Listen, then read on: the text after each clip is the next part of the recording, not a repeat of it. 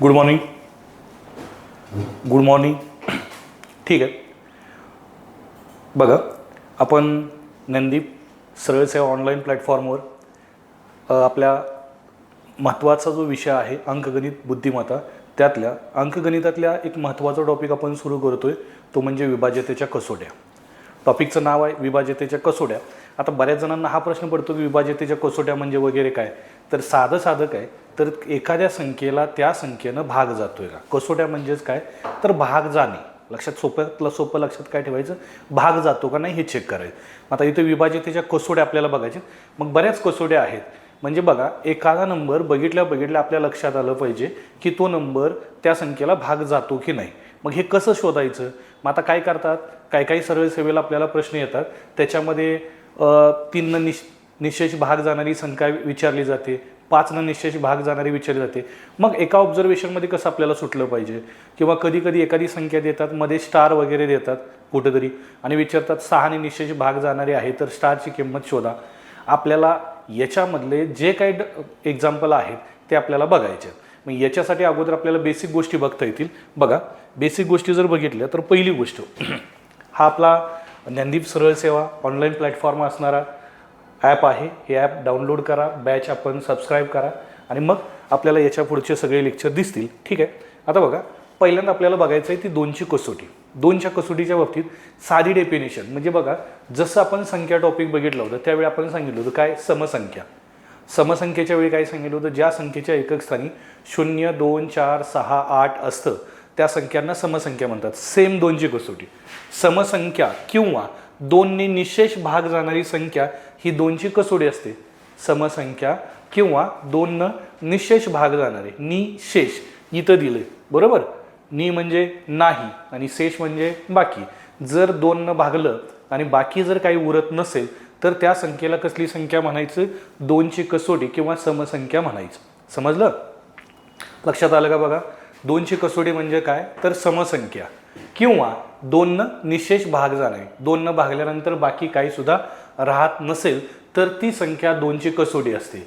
मग आता आपल्याला अजून एक गोष्ट दुसरी सांगता येईल, ते जरी नाही समजलं तर, ज्या संख्येच्या एकक स्थानी म्हणजे कळते ना, शेवटचा नंबर बरोबर. ज्या संख्येच्या एकक स्थानी 0, 2, 4, 0, 2, 4, 6, 8 हे अंक असतील. बघा, 0, 2, 4, 6, 8 हे अंक असतील तर त्या संख्येला 2ची कसोटी म्हणतात. मग आता उदाहरणार्थ आपल्याला संख्या सांगता येतील. उदाहरणार्थ जर संख्या बघितल्या तर आपल्याला इथं असं करता येईल, 68 ही समसंख्या आहे का, तर एकक स्थानी 8 आहे. त्यानंतर आपल्याला सांगता येईल 76. त्यानंतर आपण घेऊ 82, 94, त्यानंतर 140.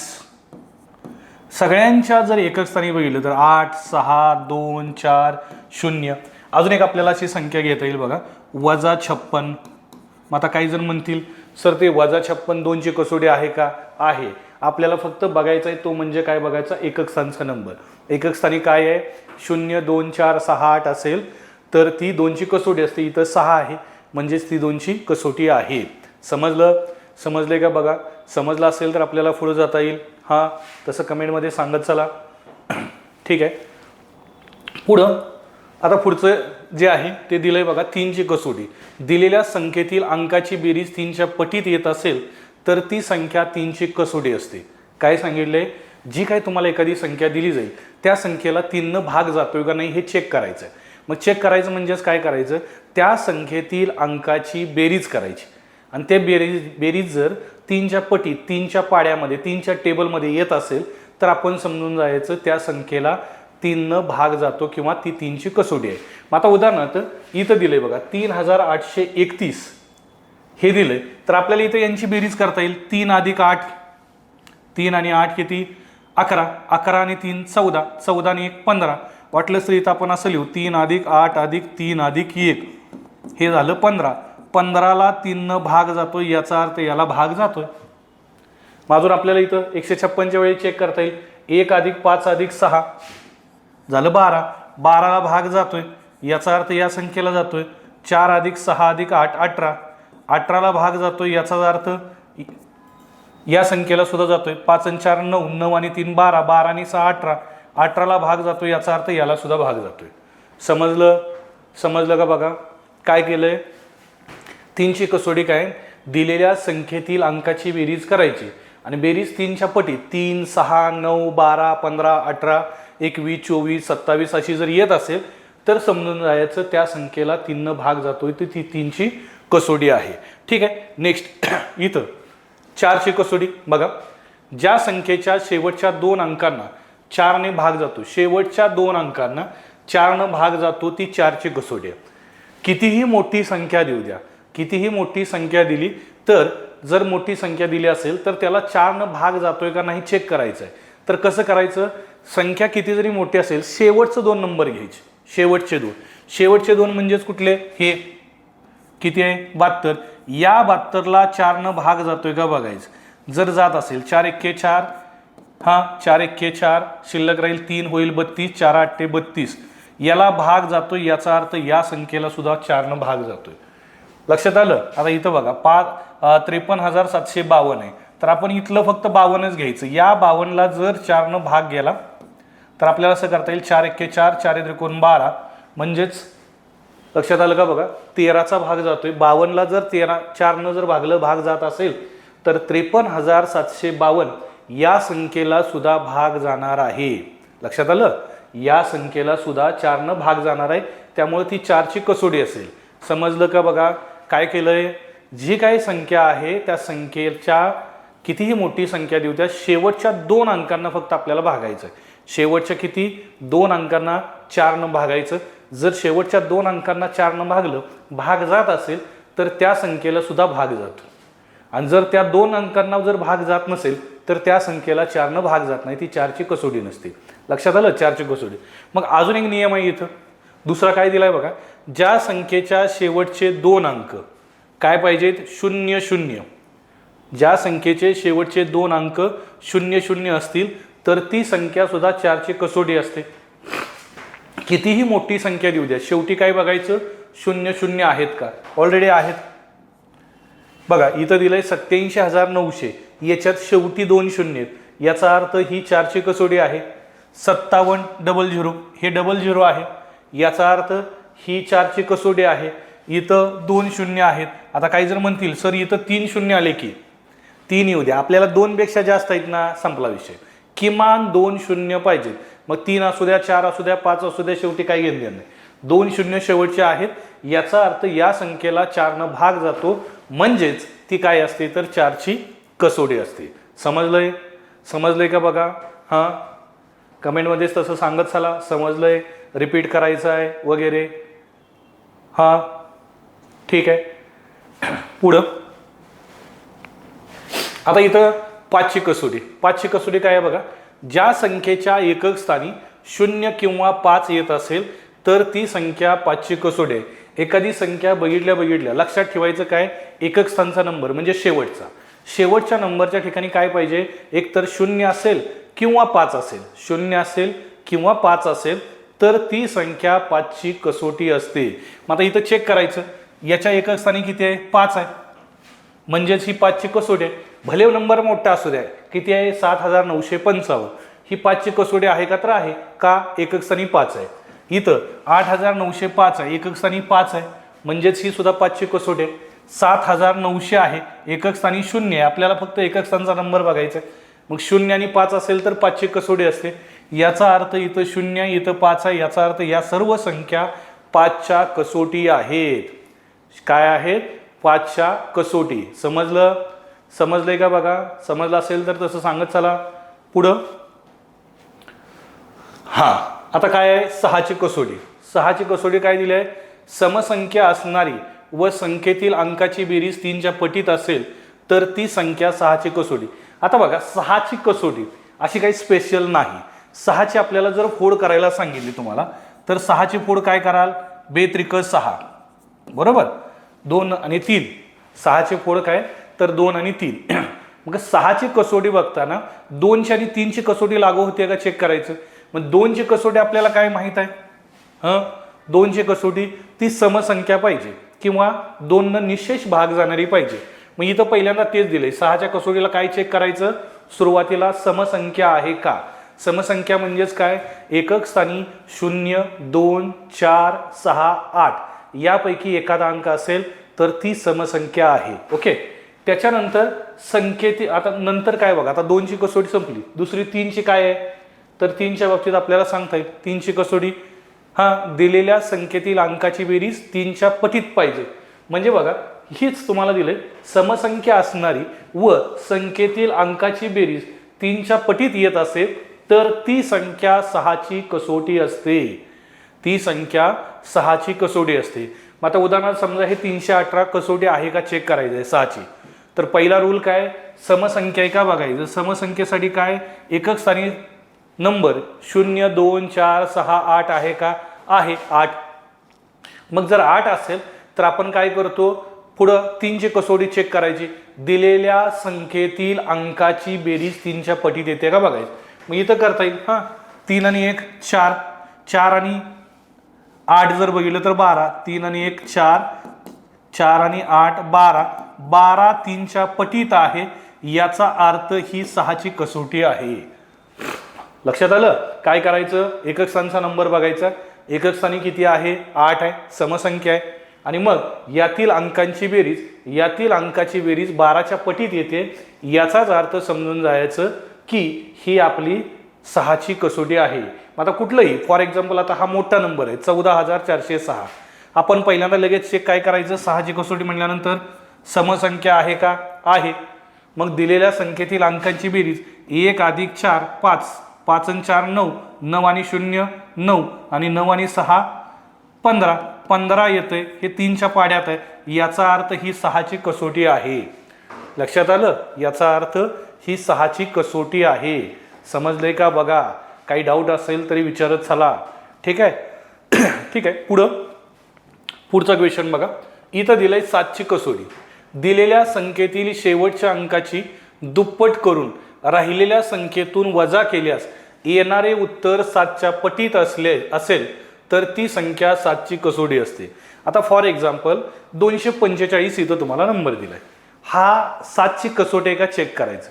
7ची कसोटी असण्यासाठी कंडिशन काय सांगितली, जी काही संख्या आहे त्यातला शेवटचा अंक म्हणजे कोणता, एकक स्थानचा, एकक स्थानच्या अंकाची दुप्पट करायची आणि राहिलेल्या म्हणजे जी संख्या आहे राहिलेली त्याच्यातून ते वजा करायचं. जर वजा केलं ते 7च्या पटीत म्हणजे 7च्या पाड्यात येत असेल तर समजून जायचं की ती 7ची कसोटी आहे.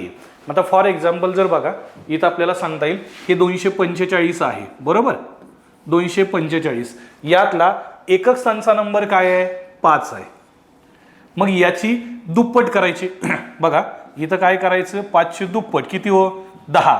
मग 24 मधून जर 10 वजा केलं तर किती राहील, 14. लक्षात आलं का. 7ची कसोटी काय करायचं, जी काही संख्या दिली आहे त्या संख्येतील शेवटचा नंबर घ्यायचा, त्या नंबरची दुप्पट करायची. 5ची इथं 5 आहे, 5ची दुप्पट केली 10, 24 वजा 10 म्हणजे किती आलं, 14. 14ला 7नं भाग जातो का, जातो, 7 दोन्ही 14 आहे, याचा अर्थ या संख्येला भाग जाणार आहे. उगाच सगळं चेक करत बसायचं नाही. आता काही जण म्हणतील हे लहान तुम्ही घेतलं, मोठं घ्या. आता समजा याच्यातला मोठा नंबर हा आहे, बरोबर, 6489. मग आता इथं आपल्याला पहिल्यांदा काय करायचं बघा, याच्यातला लास्ट नंबर काय आहे तर 9 आहे. या 9ची सुरुवातीला दुप्पट करून घ्या. 9 गुणुले 2, 9 दुनी 18. मग आता इथं जर वजाबाकी केली, 8 मधून 8 गेले 0, 4 मधून 1 गेले 3, आणि हे पुढं 6, किती झालं 63, म्हणजे 630 झाले. 630ला 7नं भाग जातोय का. समजा एखाद्याला नाही कळलं, त्याने एक काम करायचं, हा 0, या शून्याची दुप्पट किती, 0च असणार आहे. 63 मधून 0 गेले, 63 राहिले. बरं 63 7च्या पटीत येते का बघायचं. बरं जरी समजा तिथंपर्यंत पण पाडा येत नसेल तर परत एक काम करायचं, या 3ची दुप्पट, 3 दुनी 6, 6 मधून 6 गेले 0, 0 किंवा 7 याच्या पटीत येत असेल तर याचा अर्थ समजून जायचं याला 7नं भाग जातोय. काय समजून जायचं, 7नं भाग जातोय. म्हणजे काय करायचं, जो लास्ट नंबर आहे त्याची दुप्पट करायची, पुढच्या संख्येतनं वजा करायची. वजा केल्यानंतर उत्तर एक तर 7च्या पटीत येईल किंवा शून्य येईल. जर येत असेल तर समजायचं त्याला 7 भाग जातोय, 7च्या पटीत येत नसेल तर समजून जायचं 7 भाग जात नाही, 7ची कसोटी नाही. समजलंय का बघा. हा पुढं हा इथं आता आपल्याला दिलंय 8ची कसोटी. काय दिलंय? 8ची कसोटी दिलेल्या संख्येतील शेवटच्या 3 अंकांना. आठवते का बघा 4ची कसोटी काय सांगितली होती? दिलेल्या संख्येतील शेवटच्या 2 अंकांना जर 4 भाग जात असेल तर त्या संख्येला 4ची कसोटी म्हणतात. इथं काय करायचं? शेवटच्या 3 अंकांना. 8च्या कसोटीच्या वेळी काय? शेवटच्या 3 अंकांना आणि 16च्या कसोटीच्या वेळी शेवटच्या 4 अंकांना. मग आता दिलेल्या संख्येतील शेवटच्या 3 अंकांना 8ने निशेष भाग जात असेल. कितीनं?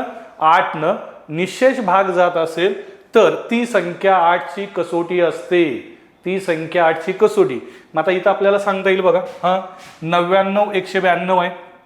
99,192. तर यातले शेवटचे 3 अंक घ्यायचे. किती? 192. याला जर आपण 8 भागलं तर असं करता येईल. 8 एक्के 8, 8 दुनी 16, शिल्लक राहील 3, झालं 32. बघा 8 एक्के 8, 8 दुनी 16, 19 मधून 16 गेले, शिल्लक राहिले 3, झालं 32. 8 चोक 32. याचा अर्थ याला पूर्ण भाग जातोय का? हो जातोय. जर भाग जात असेल तर समजून जायचं या पूर्ण संख्येला 8 भाग जातोय, ती 8ची कसोटी आहे. पण फॉर एक्झाम्पल आता इथं एक शेवटचा इथं नंबर बघा काय दिलाय? 7,79,696. मग एवढ्या मोठ्याला सगळ्यांना भागत बसायचं का? नाही. काय करायचं? शेवटच्या 3 नंबरला. शेवटचे 3 नंबर काय आहे? 696. या 696ला जर आपण 8 भागलं तर बघा 8 एक्के 8, 88. 8 एक्के 8, 88, 64. 69 मधून 64 गेले, उरले 5, पुढं आहे 6, झालं 56. त्यानंतर 8 7 56 भाग जातो. याचा अर्थ ही संख्या 8ची कसोटी आहे. लक्षात आलं का बघा? ही संख्या 8ची कसोटी आहे. याचा अर्थ याला 8 भाग जातोय शेवटच्या 3 अंकाला. याचा अर्थ या पूर्ण संख्येला 8 भाग जातो. लक्षात आलं? समजलं का बघा? 8ची कसोटी काय?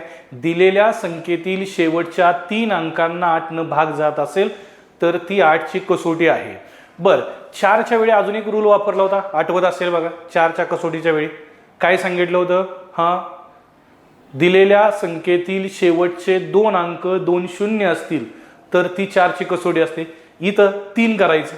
दिलेल्या संख्येतील शेवटचे 3 अंक 3000 असतील तर ती संख्या 8ची कसोटी असते. आता आपल्याला ह्या संख्या दिले, याच्यात जर तुम्ही बघितलं तर तुमच्या लक्षात येईल इथं 3 शेवटी 0 आहेत.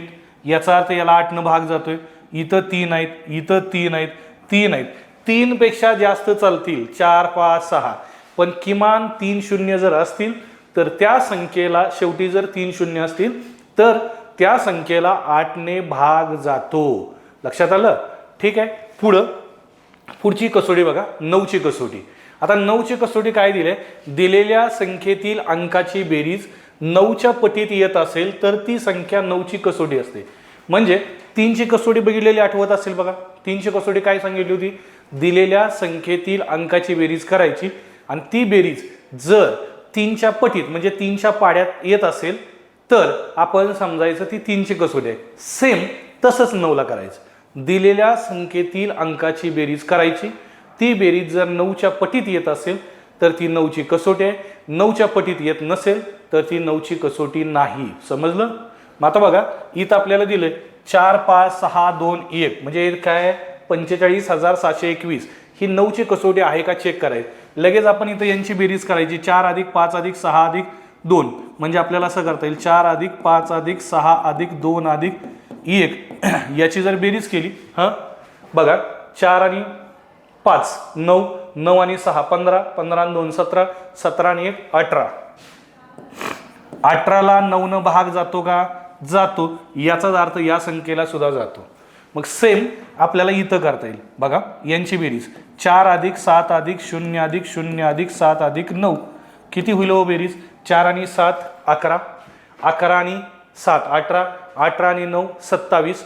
जर बेरीज 27 येत असेल तर या बेरजेला 9 न भाग जातो, याचाच अर्थ या संख्येला सुद्धा 9 न भाग जातोय. लक्षात आलं का बघा. काय 9ची कसोटी काय तर दिलेल्या संख्येतील अंकाची बेरजेला 9 न भाग जात असेल, 9 न भाग जात असेल तर समजून जायचं त्या संख्येला 9 न भाग जातोय. दिलेल्या संख्येतील अंकाच्या बेरजेला जर 9 न भाग जात असेल तर आपल्याला सांगता येईल की त्या संख्येला सुद्धा 9 न भाग जातोय, ती 9ची कसोटी असेल. समजलंय का बघा. हा ठीक आहे. पुढं आता 10ची कसोटी एकदम सोपी. ज्या संख्येच्या एकक स्थानी बघा, ज्या संख्येच्या एकक स्थानी 0 असते, किती असतं 0 असतं, त्या संख्येला 10ची कसोटी म्हणतात. ज्या संख्येच्या एकक स्थानी 0 असते त्या संख्येला 10ची कसोटी म्हणतात. मग उदाहरणार्थ आपल्याला सांगता येईल 8900 म्हणजे शेवटी 0 पाहिजे. एक 0 असू द्या किंवा 2 असू द्या. इथं एक 0 आहे चालेल, इथं 2 0 आहेत चालेल, इथं शेवटी एक 0 एक 0. याचा अर्थ ही संख्या 10ची कसोटी आहे. मग आपण काय चेक करायचं, जर संख्या दिली असेल शेवटी जर एक 0 असेल तर ती 10ची कसोटी आहे. ठीक आहे. पुढं आता 11ची कसोटी बघा. काय दिलंय 11ची कसोटी.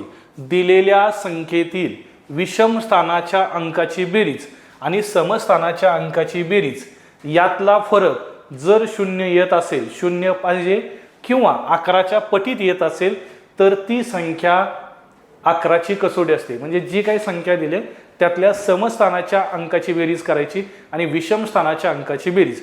आता काही जण म्हणतील हे समस्थान आणि विषम स्थान कळालं नाही. बरं, एक काम करू, यातली आपण कुठली तरी एक संख्या घेऊ. फॉर एक्झाम्पल हे घेऊ. बरोबर, 71 27 आणि हे 362 अशी संख्या आहे. मग आता याची स्थानं म्हणजे काय, एकक स्थान म्हणजे 1 नंबरला, एकक स्थान म्हणजे 1 नंबरचं, दशक स्थान म्हणजे 2 नंबरचं, शतक स्थान म्हणजे 3 नंबर, 4 नंबर, 5 नंबर, 6 7. बरोबर, 1 नंबरचं स्थान एकक स्थान, 2 नंबरचं दशक, 3 नंबरचं शतक, 4 नंबरचं हजार, 5 नंबरचं 10,000, लक्ष आणि दशलक्ष. मग आता ही जी स्थानं जर बघितली 1 2 3 4 5, तुम्हाला सांगितलंय अगोदर बेरीज करायची विषम स्थानाच्या अंकाची आणि समस्थानाच्या अंकाची. विषम स्थानं म्हणजे आपल्याला सांगता येईल बघा, हा 1 नंबरचं, 3 नंबरचं, 5 नंबरचं, 7 नंबरचं यांची बेरीज. म्हणजे आपल्याला काय सांगता येईल, विषम स्थानाच्या अंकाची बेरीज, विषम स्थानाच्या अंकाची बेरीज किती येते बघा. हा बेरीज करा पडदिशी. हा 7 आणि 2 म्हणजे इथं वाटलं तर असं लिहितो 7 अधिक 2 अधिक 3, 7 अधिक 2 अधिक 3 अधिक 2 किती झालं, 7 2 14, 14 आणि 3 सॉरी 7 आणि 2 9, 9 आणि 3 11, 9 3 12, 12 आणि 2 14. बघा 7 आणि 2 9, 9 आणि 3 12, 12 आणि 2 14. आता इथं समस्थानाच्या अंकाची बेरीज, समस्थानाच्या अंकाची बेरीज, अंकाची बेरीज म्हणजे आता कुठले, हे 1 अधिक 7 अधिक 6 हे 2 नंबर, 4 नंबर, 6 नंबर. मग बेरीज करता येईल बघा, 1 अधिक 7 अधिक 6 आणि यांची बेरीज किती झाली 14. मग आपल्याला काय करायचं, विषम स्थानाच्या अंकाची बेरीज आणि समस्थानाच्या अंकाची बेरीज यातला फरक घ्यायचा. मग 14 वजा 14 केलं किती आलं 0. एक तर वजाबाकीत फरक 0 आला पाहिजे किंवा 11च्या पटीत 11 22 33 असा जर येत असेल तर समजून जायचं ती 11ची कसोटी आहे. मग फॉर एक्झाम्पल जर बघितलं, हा इथं हा नंबर दिलाय, हा नंबर इकडे घेतो वाटलंच तर 71 22 302. मग यांची बेरीज करता येईल 2 आणि 3 5, 5 आणि 2 7, 7 आणि 7 14. बघा विषम स्थानाच्या अंकाची बेरीज किती आली 14. बरं, समस्थानाच्या अंकाची बेरीज 1 अधिक 2 3, 3 अधिक 0 3, 14 मधून 3 गेले किती राहिले 11. 11 आता बघा विषम स्थानाच्या अंकाची बेरीज 14, समस्थानाच्या अंकाची बेरीज 3, या दोन्हीतला फरक आला 11. 11 आला याचा अर्थ ते 11च्या पटीत आहे. 11 22 33 असा असेल किंवा 0 असेल तर त्या संख्येला 11 भाग जातो असं म्हणतात. मग इथंही चेक करता येईल बघा. 6 6 12, 12 आणि 0 12. इथं 1 + 8 + 3, 1 आणि 8 9, 9 आणि 3 12, 12 मधून 12 गेले 0. याचा अर्थ 0 येते समस्थानाच्या आणि विषमस्थानाच्या अंकाच्या बेरजेतला फरक, तर ती 11ची कसोटी आहे.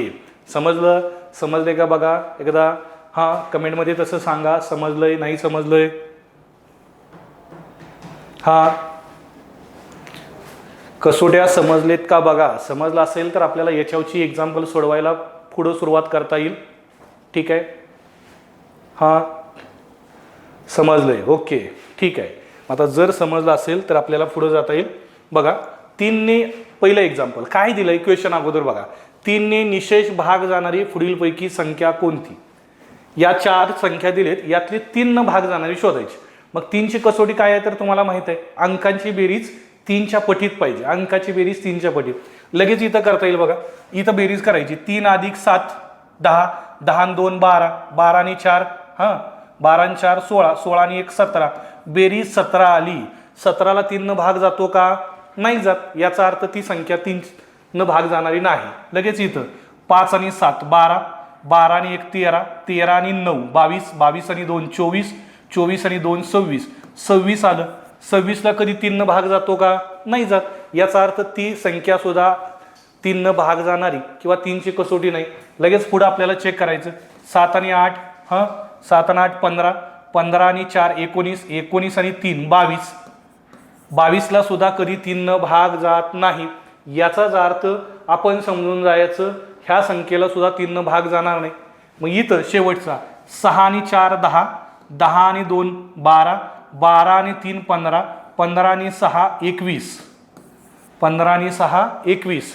लक्षात आलं का बघा. 6 आणि 4 10, 10 आणि 2 12, 12 आणि 3 15, 15 आणि 6 21. 21ला 3 भाग जातोय. याचाच अर्थ या संख्येला सुद्धा 3 भाग जाणार आहे. या संख्येला सुद्धा 3 भाग जाणार आहे. इथं सोडवत बसायचं नाही. साधा रूल आहे काय, अंकांची बेरीज 3च्या पटीत पाहिजे. अंकाची बेरीज 3च्या पटीत असेल.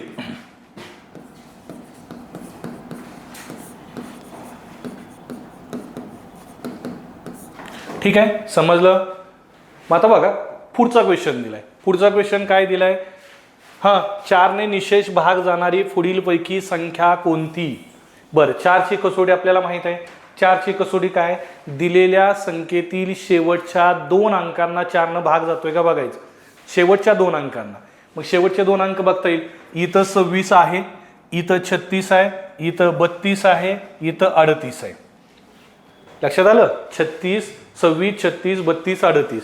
मग या 26ला कधी 4 भाग जातो का. 4च्या पाड्यात 26 आहे का नाही. 4 संग 24 आहे, 4 7 28 आहे. इथं भाग जात नाही. याचा अर्थ हे उत्तर नाही. बरं 36ला 4 भाग जातो का. 4 9 36 भाग जातोय. याचा अर्थ हे उत्तर असू शकतं. इथं 32ला 4 भाग जातो का. हो 4 1 4 8 ते 32 आहे. याचा अर्थ हे पण उत्तर असू शकतं. इथं 38 आहे. 38ला जर 4 भागलं तर 4 9 36, 4 10 40, 38ला जात नाही. मग याचा अर्थ बघा याच्यातल्या कुठल्या कुठल्या संख्या असणार आहेत. हे एक असणार आहे, हे एक असणार आहे. मग आता काही जण म्हणतील सर 2 ऑप्शन कसे काय. मी जाणीवपूर्वक 2 टाकले, नाहीतर गडबडीत लगेच आपलं उत्तर येतं हे. मग लक्षात घ्या इथं आपलं उत्तर काय पाहिजे. हे दोन्हीतला भाग जाणार आहे. दोन्ही असेल म्हणजे परीक्षेला बऱ्याच वेळा खाली ऑप्शन असतात ए बरोबर, ए बी बरोबर, बक बरोबर, अक बरोबर.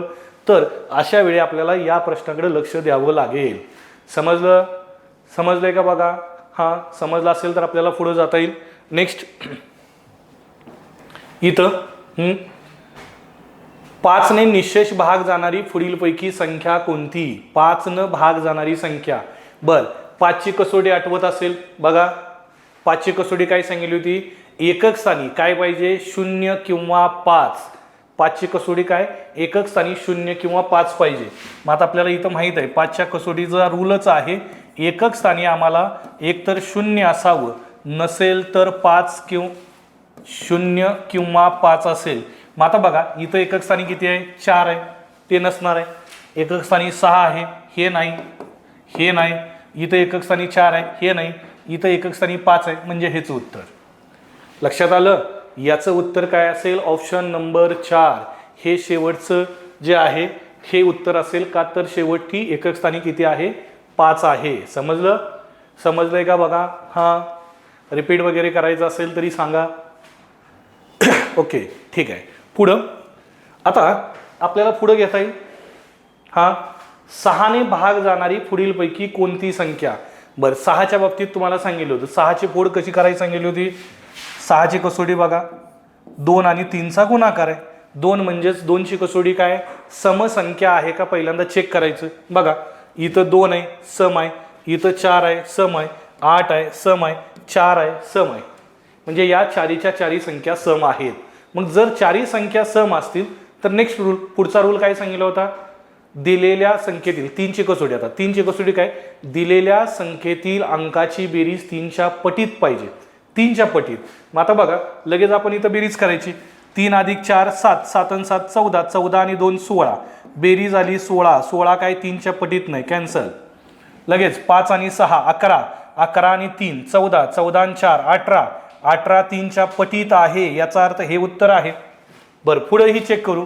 6 आणि 5 11, 11 आणि 3 14, 14 आणि 8 22, 22 काय 3च्या पाड्यात नाही. याचा अर्थ हे उत्तर नाही. पुढं 9 आणि 7 16, 16 आणि 2 18, 18 आणि 4 22, हे पण 3च्या पाड्यात नाही. याचा अर्थ तुमचं उत्तर आहे ऑप्शन नंबर 2 56 34. लक्षात आलं. याचं उत्तर काय आहे ऑप्शन नंबर 2. समजलंय का बघा. काही डाऊट असेल तर विचारा. डाऊटचा काही विषयच नाही. तुम्ही जर ज्या काय पहिल्या 11 कसोट्या सांगितले तेवढ्या केल्या तर चालतील. आता काही जण म्हणतील पुढच्या कसोट्या 12 13 14 15 आहेत, परंतु त्याच्यावर कधी प्रश्न विचारलेला नाही. आणि जर विचारलाच नसेल तर आपण काय करायची एक्स्ट्रा गरज नाही. जरी करायचं असेल तर 13 17 आणि 19 करा, बाकीच्या कसोट्यांची काही गरज नाही. ओके, ठीक आहे. आता बघा पुढचं एक्झाम्पल बघा काय दिलंय. 5300 मध्ये स्टार आहे 8 आहे. या संख्येत 6ने निशेष भाग जातो तर स्टारच्या ठिकाणी कोणता अंक आहे. आपल्याला संख्या काय दिल्या बघा 5 3, या ठिकाणी स्टार आणि 8. आणि काय सांगितले कशानं भाग जातो 6नं. बरं, 6ची कसोटी आपल्याला माहित आहे. 6ची कसोटी म्हणल्यानंतर 2 आणि 3. बरं, 2ची कसोटी काय समसंख्या आहे का बघायचं. समसंख्या म्हणजेच एकक स्थानचा नंबर किती 0 2 4 6 8 8 आहे, म्हणजे समसंख्या आहे.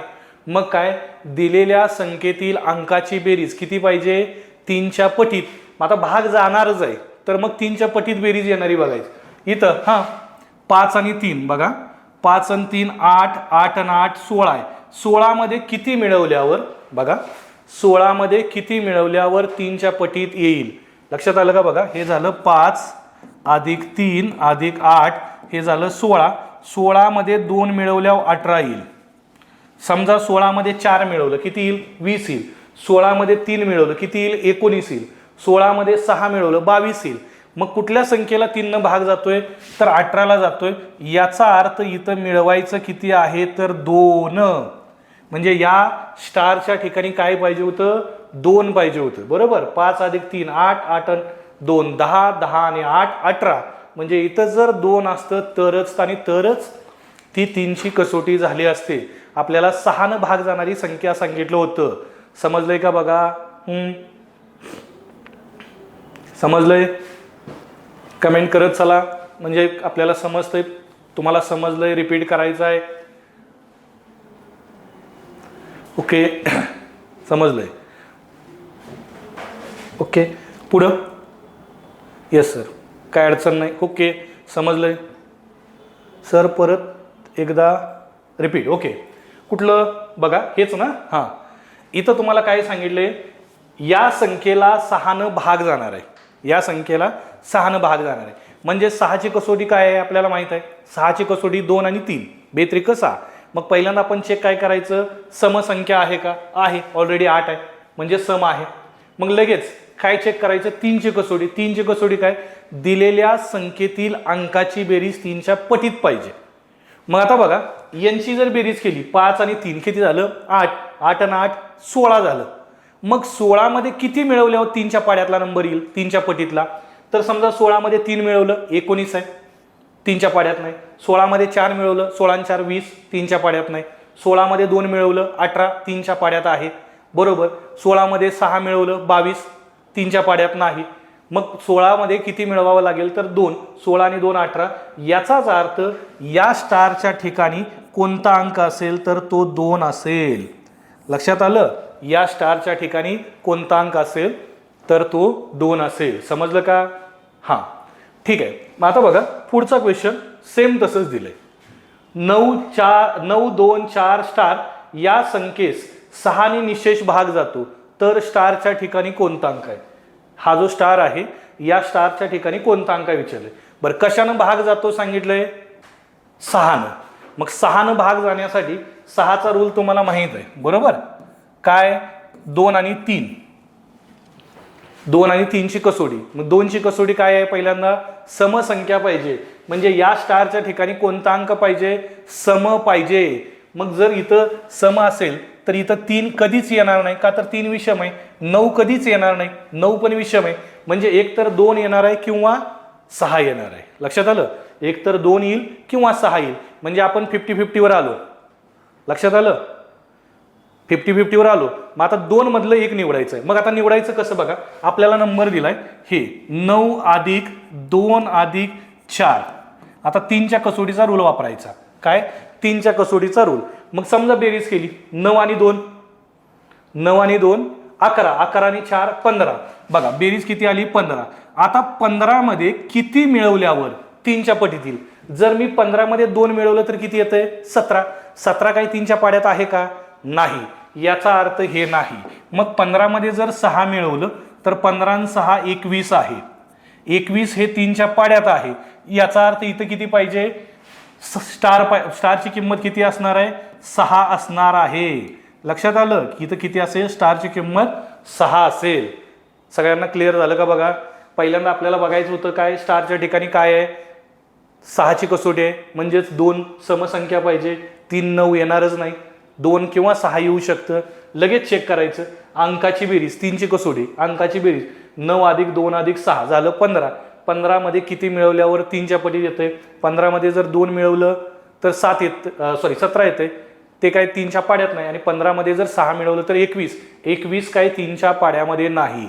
ठीक आहे, नेक्स्ट. आता बघा इथं दिले 47,606 ने स्टार दिलाय. या संख्येस 8 न भाग जातो. किती, 8 न निशेष भाग जातो. तर स्टारच्या जागी कोणता अंक असेल, स्टारच्या जागी. बरं कशानं म्हणलंय, 8 न म्हणलंय. लक्षात आलं, कशानं, 8 न.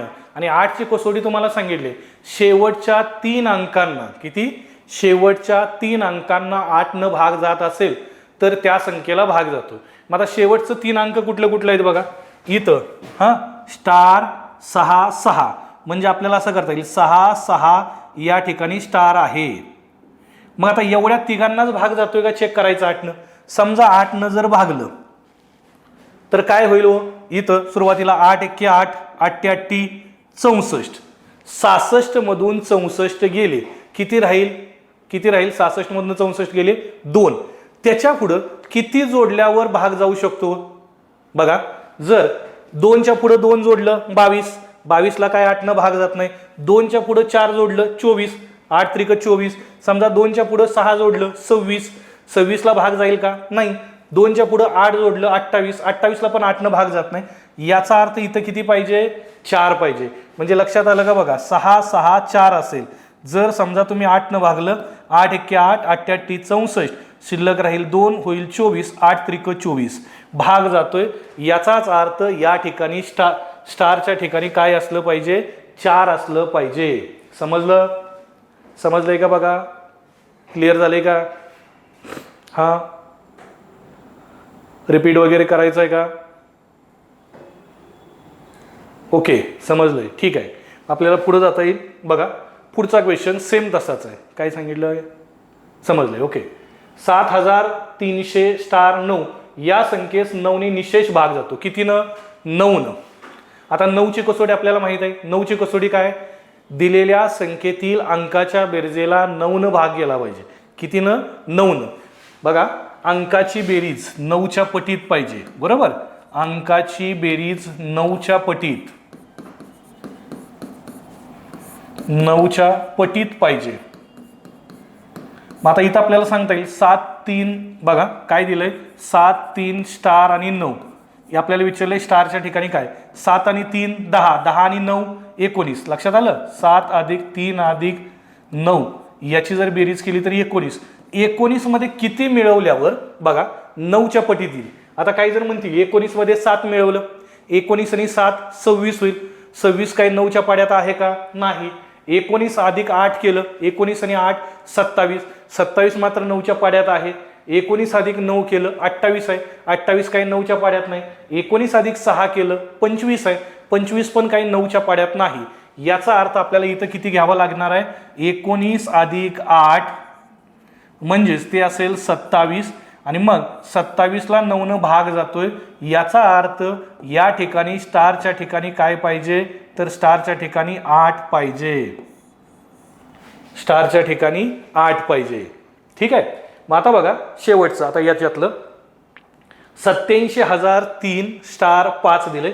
या संख्येस 11ने निशेष भाग जातो तर स्टारच्या ठिकाणी कोणता अंक आहे? आता संख्या दिली आहे बघा 87,300. या ठिकाणी स्टार आणि या ठिकाणी 5 आहे. आणि आपल्याला विचारले 11नं भाग जातो. मग 11ची कसोटी आठवत असेल, काय सांगितलं होतं? विषम स्थानाच्या अंकाची बेरीज आणि समस्थानाच्या अंकाची बेरीज यातला फरक घ्यायचा. एक तर यातला फरक 0 आला पाहिजे. विषम स्थानाची अंकाची बेरीज आणि समस्थानाची अंकाची बेरीज यातला फरक एकतर 0 पाहिजे किंवा 11च्या पटीत. मग आता विषम स्थानाच्या अंकाची बेरीज आपल्याला करता येईल. बघा, यांची जर बेरीज केली 5 आणि 3 8 आणि 8 आणि 8 16. लक्षात आलं? बघा 5 आणि 3 8, 8 आणि 8 16. म्हणजे विषम स्थानाच्या अंकाची बेरीज आली 16.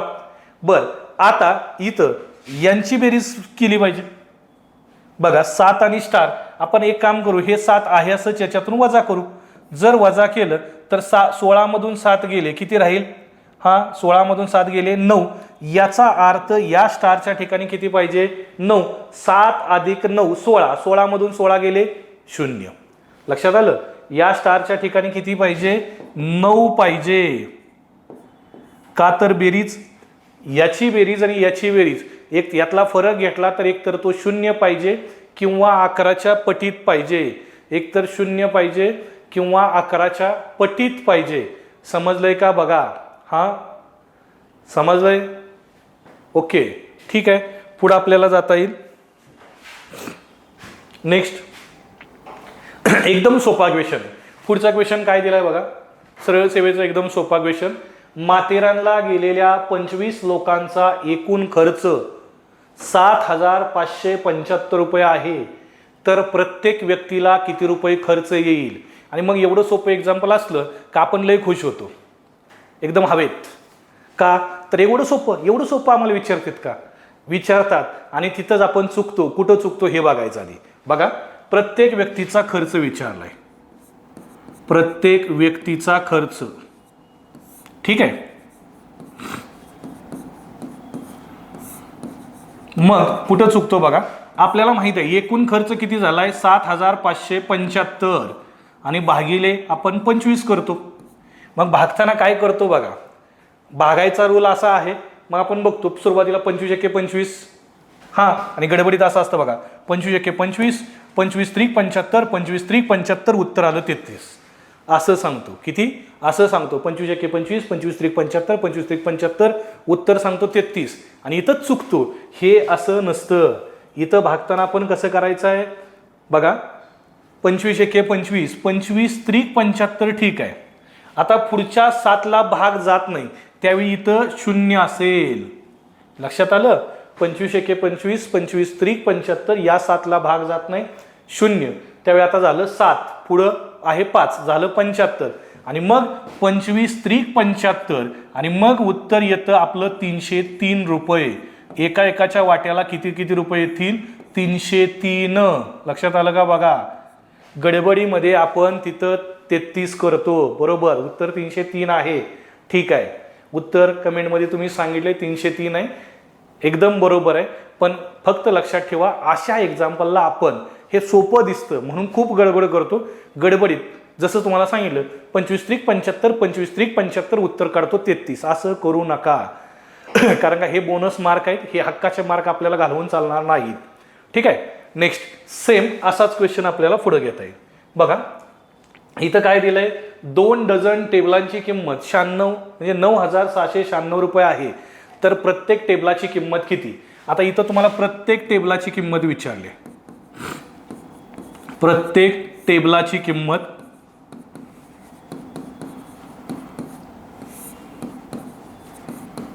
बघा किती सांगितले, एकूण किंमत 9,696 छेदाला प्रत्येक टेबलाची. आता किती टेबल सांगितले, 2 डझन.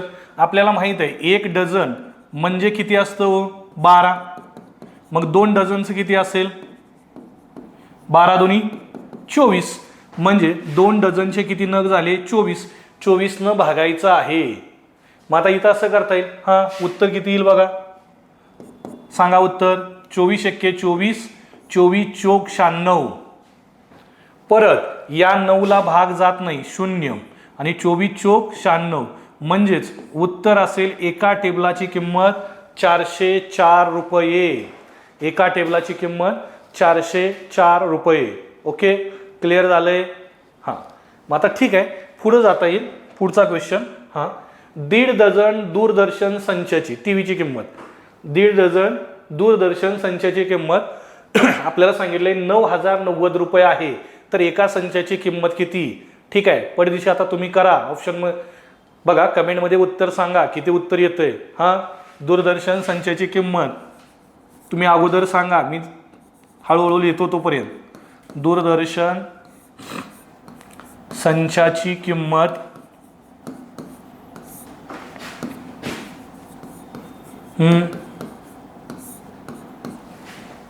कुणाचं उत्तर आलंय, किती येते किंमत बघा. ओके 505 बरोबर. हा इथं काय आहे, एकूण किंमत आहे 9,090 आणि छेदाला किती आहे तर 1.5 डझन. 1.5 डझन म्हणजेच 18. आपल्याला माहित आहे 1 डझन म्हणजे 12, 2 डझन म्हणजे 24, 1.5 डझन म्हणजे 18. जर 18 भागलं, 18 एक्के 18, 18 पंचे 90. परत या 9ला भाग जात नाही, 0. 18 पंचे 90 म्हणजे एका दूरदर्शन संचाची किंमत आहे 505 रुपये. बरोबर. ठीक आहे. नेक्स्ट आता बघा पुढचा क्वेश्चन दिला. इथं बरेच जण फसतात. कुठं फसतात सांगतो. इथं तुम्हाला दिलंय 56 मीटर लांबीची पट्टी 7 ठिकाणी समान अंतरावर कापली तर प्रत्येक तुकडा किती मीटर लांबीचा असेल. आता पट्टीची लांबी किती आहे, प्रत्येक तुकडा विचारलाय. बरोबर. ठीक आहे, कोणाला उत्तर जमत असेल तर कमेंटमध्ये सांगा. तोपर्यंत प्रत्येक तुकडा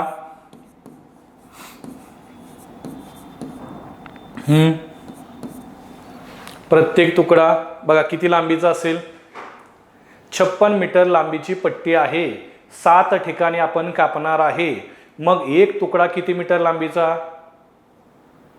हा कमेंटमध्ये सांगा किती मीटर लांबीचा एक तुकडा होईल.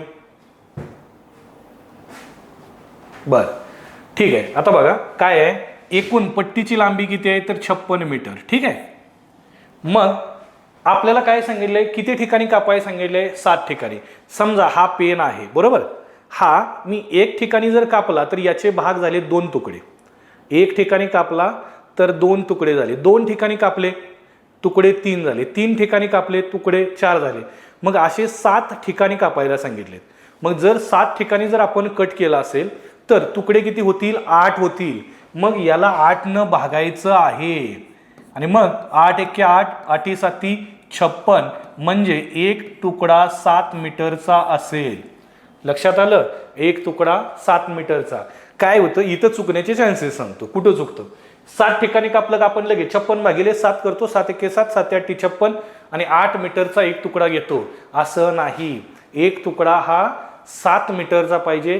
7 ठिकाणी कापले, तुकडे 8 झालेत, तुकडे 8 झालेत. समजलं? ठीक आहे. मग आता बघा नेक्स्ट क्वेश्चन सेम असाच आहे. काय? 72 मीटर लांबीची पट्टी 8 ठिकाणी समान अंतरावर कापली, तर प्रत्येक तुकडा किती मीटर लांबीचा असेल? आता उत्तर जमलं पाहिजे. हा, पडदिशी कमेंट करायचं, उत्तर जमलं पाहिजे, स्पीडमध्ये सांगा.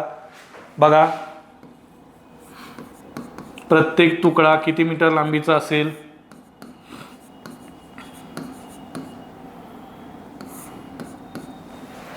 हा, बरोबर बरोबर, गुड. आता सगळ्यांची उत्तर यायला लागलेत. बघा, 72 मीटर लांबीचा तुकडा आहे, लांबीची पट्टी आहे, 8 ठिकाणी कापली, म्हणजे तुकडे किती झाले? 9. आणि 9 फक्त भागायचं आहे. 9 एके 9, 9 8 72, म्हणजेच 8 मीटर त्याची लांबी असेल. एका तुकड्याची लांबी 8 मीटर असेल. समजलंय? समजलंय का? बघा. हा, ठीक आहे.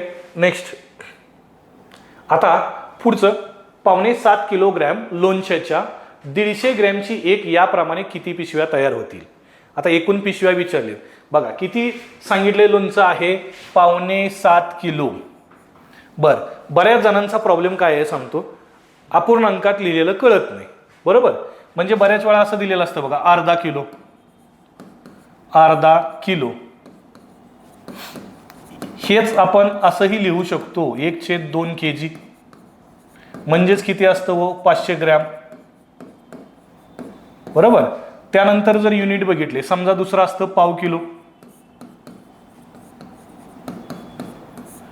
मग पाव किलो म्हणजेच 1/4 किलो असतं, म्हणजेच किती? 250 ग्रॅम. यानंतर जर बघितलं तर पुढं असतं पाऊण किलो. पाऊण किलो हे आपण कसं लिहितो? तर 3/4 किलो, 3/4 kg, म्हणजेच 750 ग्रॅम. अजून एक असतं 1/4 किलो,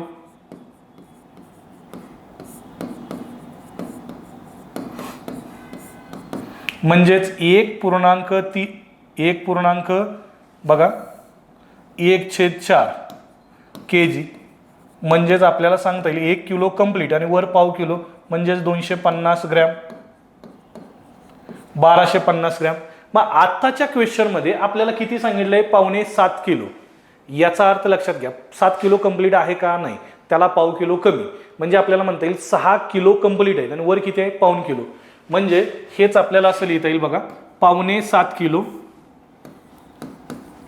7.5 किलो ग्रॅम,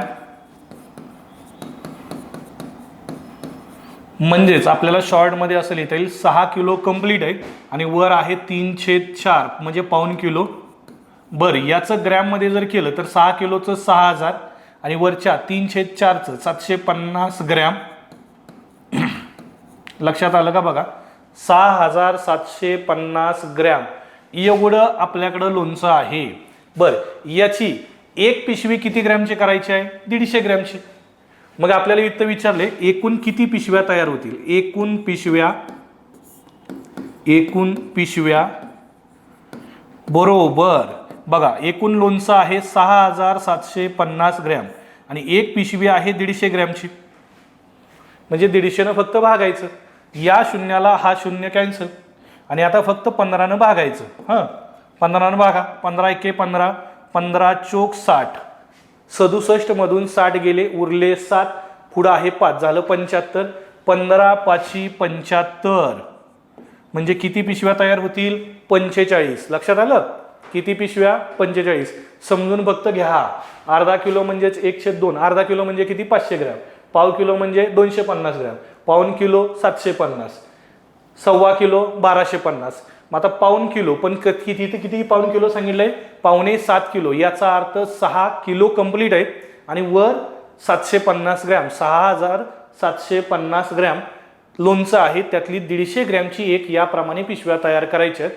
तर किती पिशव्या तयार होतील असं आपल्याला क्वेश्चन विचारला होता. समजलंय? समजलंय का? बघा, रिपीट वगैरे करायचं असेल तरी सांगा. ठीक आहे, समजलंय? ओके. पुढं आता दिलंय 4.5 किलोग्रॅम हळदीच्या 150 ग्रॅमची एक याप्रमाणे किती पिशव्या तयार होतील? किती सांगितलंय बघा 4.5 किलो. बरं हे आपल्याला असं लिहिता येईल 4.5 किलो, 4.5 किलोग्रॅम. म्हणजेच आपल्याला सांगता येईल 4 किलो कंप्लीट आहे आणि वर किती आहे अर्धा किलो, म्हणजे हे 4.5 किलो असं लिहिता येईल. किंवा आपल्याला ग्रॅम मध्ये जर सांगायचं म्हणलं तर 4 किलोचे 4000 ग्रॅम आणि वरच्या अर्धा किलोचे किती तर 500. मग किती होईल 4500 ग्रॅम.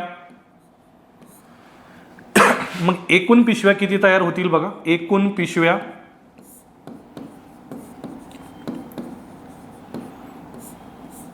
इथं आपल्याला सांगता येईल 4500 ग्रॅम एकूण हळद आहे. यातली 150 ग्रॅमची एक याप्रमाणे पिशव्या तयार करायच्या. 150 ग्रॅमची एक. ओके उत्तर आलंय. गुड. असंच उत्तर सांगत चला. बरोबर आहे उत्तर तुमचं. 15 एके 15, 15 त्रिक 45 आणि वरचा 0. किती पिशव्या तयार होतील 30. ओके कमेंटमध्ये उत्तर सांगितलंय. ठीक आहे 30 आहे बरोबर. बाकीच्यांनीही सांगत चला किती पिशव्या तयार होतील 30. ठीक आहे समजलं असेल. पुढं इथं दिलंय 3.25 किलोग्रॅम चहाच्या 250 ग्रॅमची एक याप्रमाणे किती पिशव्या तयार होतील बघा. हा उत्तर सांगा तोपर्यंत मी बाकीचं लिहितो. 3.25 किलो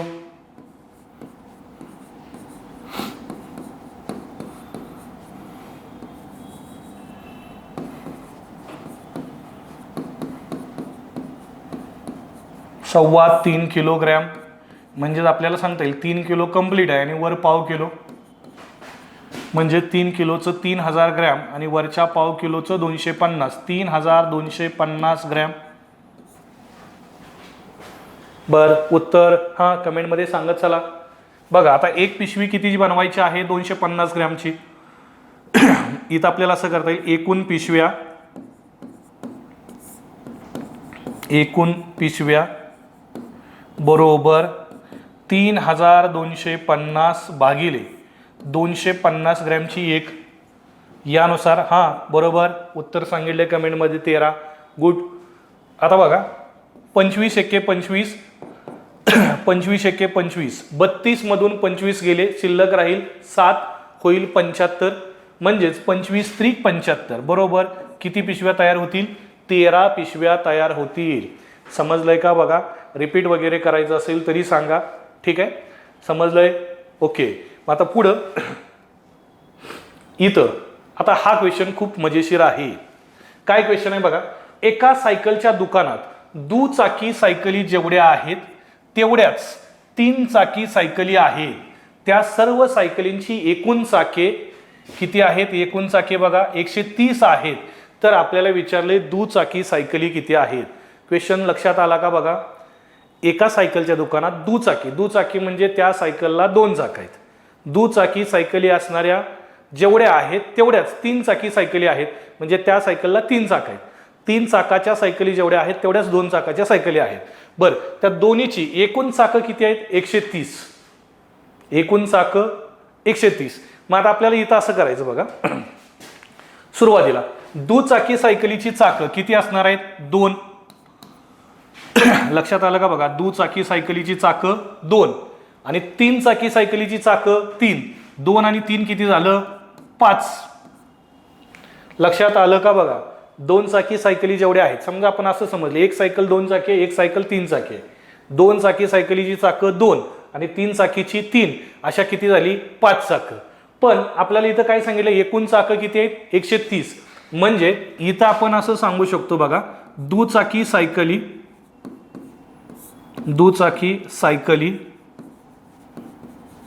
किती आहेत. तर एकूण चाकं आहेत 130 भागिले 5. जर आपण 5 ने भागलं हा तर इथं आपल्याला असं करता येईल 5 एके 5, इथं 5 दोन्ही 10 शिल्लक राहील 3 होईल 30. 5 सक्क 30 म्हणजे 26 सायकली दुचाकी आहेत. 26 सायकली दुचाकी. मग कधी कधी विचारलं जातं 3 चाकी सायकली किती. जेवढ्या 2 चाकी आहेत तेवढ्याच 3 चाकी सायकली आहेत. 3 चाकी सायकली किती आहेत 26च आहेत. बरं समजा एखादा क्रॉस चेक करणार असेल तर तो कसा चेक करू शकतो बघा. 26 सायकली या दुचाकी आहेत, यांना 2 चाकं आहेत. 26 गुणिले 2 केलं किती चाकं झाली? 52. 26 सायकली दुचाकी आहेत, त्यांची 2 चाकानुसार 26 दुनी 52 चाकं झाली. आणि 26 सायकली या 3 चाकी आहेत. 26 गुणिले 3 केलं तर 26 त्रिक 78. बरं, या दोन्हीची बेरीज केली तर ही बेरीज 130 येते. याचा अर्थ तुमचं बरोबर आहे. याचा अर्थ तुमचं बरोबर आहे. समजलंय का बघा? समजलंय? ओके. पुढं सॉरी, इथं दिलंय एका प्राणी संग्रहालयात जेवढे ससे आहेत तेवढेच बदक आहेत. त्या सर्वांचे एकूण पाय 108 असल्यास ससे किती? प्राणी संग्रहालयात काय सांगितलंय? जेवढं सस आहेत तेवढेच बदक आहेत. तर त्यांचं एकूण पाय 108 असल्यास ससे किती? आता उत्तर सांगता येईल कमेंटमध्ये. बघा, सश्याचं पाय किती असणार आहेत? 4. बदकाचे पाय किती? 2. एकूण किती झाले? 6. मग आपल्याला विचारलंय काय? ससे किती आहेत? ससे इथं आपल्याला असं सांगता येईल, एकूण ससे किती? बघा, एकूण पाय आहेत 108 भागिले 6. जर 6 भागलं, 6 एके 6, शिल्लक राहील 4, होईल 48. 6 8 48, म्हणजेच किती? 18 ससे आहेत. मग बदक किती? ते बदक पण तेवढेच असणार आहेत. एकूण बदक जर बघितलं तर ते सुद्धा 18 आहेत. बरं, साईडला आपल्याला सांगता येईल जर क्रॉस चेक करणार असेल.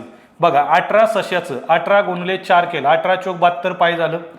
18 बदक आहेत, 18 गुणिले 2 पाय जर केलं तर 18 दोन्ही 36, दोन्हीची बेरीज 108 येते. याचा अर्थ हे बरोबर आहे. लक्षात आलं? याचा अर्थ हे बरोबर आहे. समजलं का? समजलंय? हां, ओके. ठीक आहे. पुढं इथं दिलंय एका दुकानात 3 पाती असलेले जेवढे पंखे आहेत तेवढेच 4 पाती असलेले पंखे आहेत. सर्व पाती 119 असल्यास एकूण पंखे किती? आता आपल्याला माहित आहे, आपण बघा वरचा जो छताचा फॅन असतो, सिलिंग फॅन, त्याला कधी कधी 3 पाते असतात आणि कधी कधी छोटा फॅन असेल तर त्याला 4 पाते पण असतात. बरोबर? मग इथं काय सांगितलंय?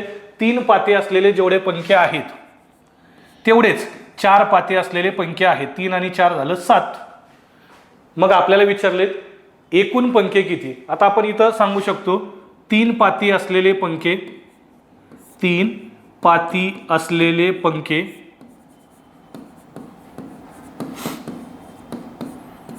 मग बघा आपण असं करता येईल, एकूण पाती किती आहेत? 119 भागिले 7, 7 एके 7, 7 एके 7, शिल्लक राहील बघा 11 मधून 7 गेले, शिल्लक राहील 4, झाले 49.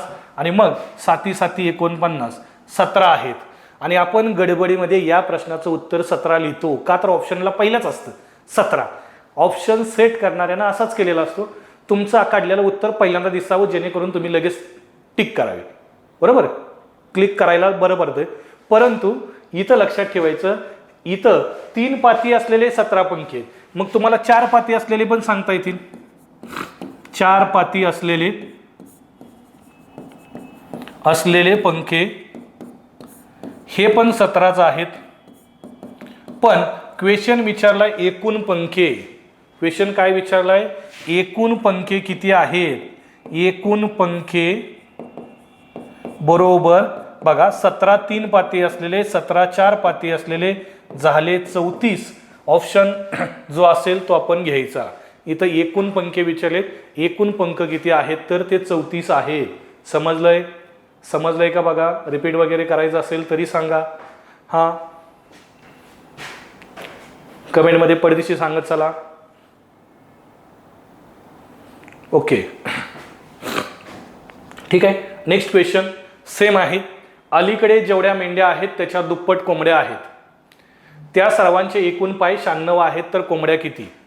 लक्षात घ्या, जो आली आहे त्याच्याकडे जेवढ्या काही मेंढ्या आहेत त्याच्या दुप्पट कोंबड्या आहेत. दुप्पट कोंबड्या. मग लक्षात घ्या, मेंढ्याचे पाय किती? 4. कोंबड्याचे पाय किती? 2. बरोबर? अलीकडे जेवढ्या मेंढ्या आहेत, मेंढ्याचे पाय 4, कोंबड्याचे पाय 2. पण कोंबड्या कशा आहेत ते सांगितलंय?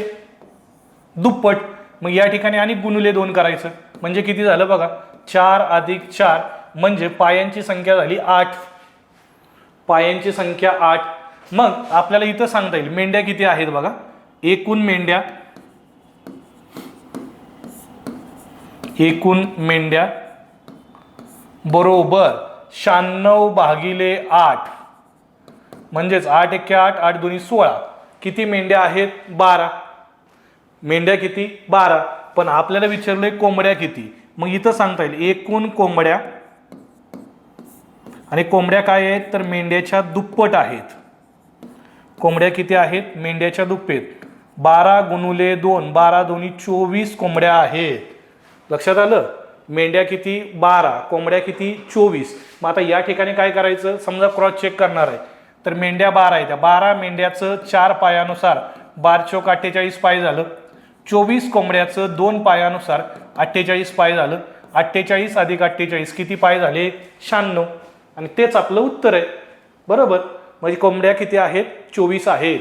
समजलंय का? बघा, रिपीट वगैरे करायचं असेल तरी विचारा. हा, समजलंय?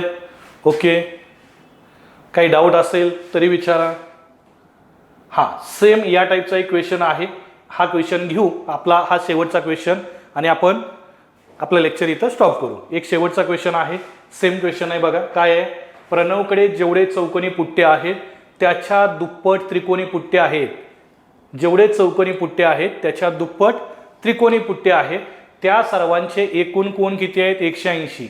आता आपल्याला कळतंय प्रणवकडे पुट्टा बघा, एखादा पुट्टा आहे त्याला त्रिकोण आहे, म्हणजे त्याला कोण किती झाले? 3. आणि चौकोनी पुट्टे जे आहेत, समजा चौकोनी आहे, त्याचं कोण किती झालं? 4. मग आता आपल्याला इथं सांगितले बघा, चौकोनी पुट्टेचं कोण किती असणार आहे? 4. त्रिकोणी पुट्ट्याचं कोण किती असणार आहे? 3. बरं, त्रिकोणी पुट्टे किती आहेत? दुप्पट आहेत. हे 4 आहे असंच. 3 दोन्ही 6 म्हणजेच किती झालं? 10. लक्षात आलं का? बघा, चौकोनी पुट्ट्याचं कोण झालं? 4. त्रिकोणी पुट्ट्याचं 3. पण त्रिकोणी पुट्ट किती आहेत? दुप्पट. 3 दोन्ही 6 आणि 6 आणि 4 10 म्हणजे कोण किती झाले? 10. मग आता विचारले आपल्याला काय बघा, त्रिकोणी पुट्टे किती आहेत? आधी आपण चौकोनी पुट्टे काढू. चौकोनी पुट्टे